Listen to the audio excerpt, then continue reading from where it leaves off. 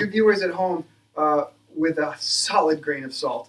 This is not your one solution, but how about if I suggest a big global strategy for something that I consider a massive underlying root cause of problems. And this can relate dramatically to knee and to neck and to back. And that is to take a moment to think about your spine. Right? So the spine is broken up into threes, right? Cervical, thoracic, and lumbar segments. These are just how we learn to delineate what portion of the body is really moving and controlling what. The lumbar spine facets are bigger and they're more stable. The thoracic spine is what I call the middle. Your ribs are all attached there. And then, as Dr. Pelton just went through, we had the whole cervical spine, which is 7 vertebrae but 14 articulations. The thoracic spine and its junction to the lumbar spine is something I think I'd like to pick on for a global movement because it's the fastest to get bound down. All right, the thoracic spine has so much work to do. It controls the rib cage, which limits it inherently a bit. It has to support the weight of the musculature of many of the attachments of your shoulder blades, which, funny thing about the shoulder blades, they're free floating up to the point where they connect to the collarbone, which forms your shoulder joint. And that collarbone here comes all the way across to the manubrium.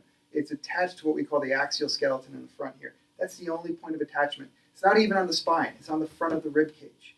That shoulder blade is free floating. So that arm is free floating. It's all muscularly attached. All those muscles have to go in somewhere.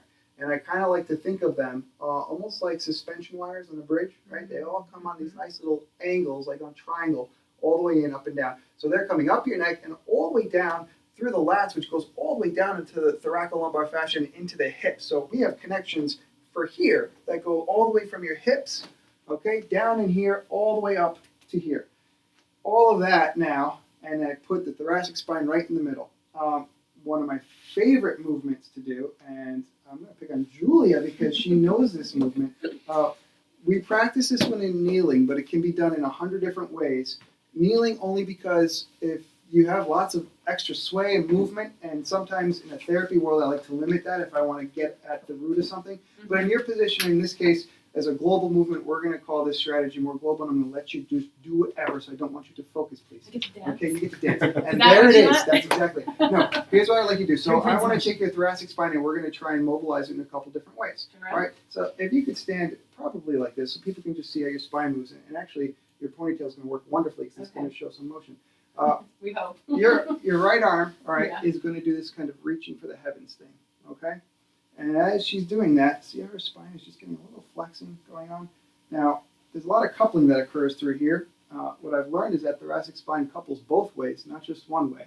We're always taught in med school that certain parts of the spine couple in certain ways, but in reality, the whole thing couples in both directions.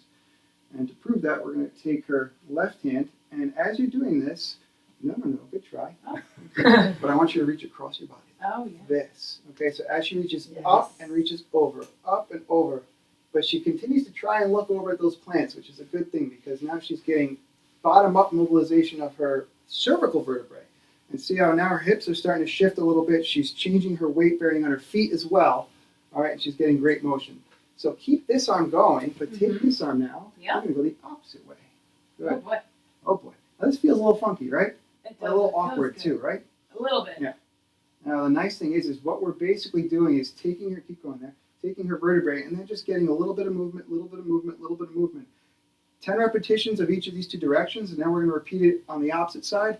And I guarantee you, if you picked an eye line against the wall there right before you did this exercise and said, all right, I can see right about at that level of those plants.